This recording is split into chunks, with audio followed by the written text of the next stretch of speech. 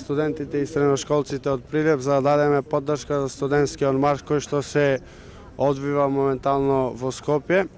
Изгледа има и во Битола.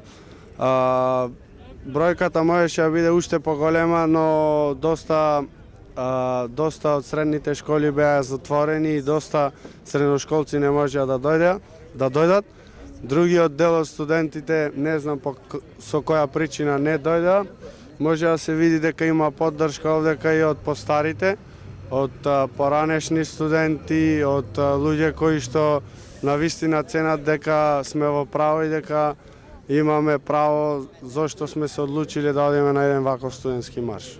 Пораката која што испрачаме до Министерството е дека цврсто стоиме за овој студентски марш и тоа што студентскиот марш се обидува да им представи нив, односно дека немаме намера да прекинеме со залагањето да нема екстерно тестирање или како што тие милуваат да го наречат државниот испит. Ние се собравме за поддршка на студентскиот марш кој се организира во Скопје и во Битола и сакаме уште еднаш да му ја пратиме пораката на министерот дека сме против екстерното или против државниот испит без разлика како го нарекуваат.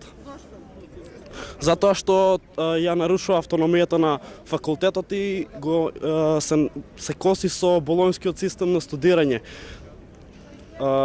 Според болонскиот систем на студирање оценката не се добива само од колоквиуми, туку се вреднуваат и другите активности како што се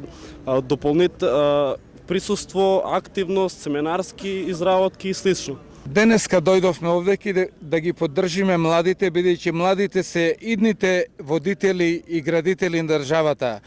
Денешните млади што ги гледам се најмладите во државата, кој што во нив е надежта и иднината. Меѓутоа, кога државните институции веќе решиле да прават екстерни или некои завршни тестирања, тогаш предлагам прво да му се направи тестирање на денешните водители во државата, колку се тие способни што ја доведоа државата во пропаст. Им благодарам за досега што ја уништија Македонија, што никогаш во поголема беда не била и ни народот, ни студентите. А студентите се заплашени, застрашени и слушам тука од родители денеска биле вратите затворени. Им благодарам на денешната влада за денешната слобода што имаме.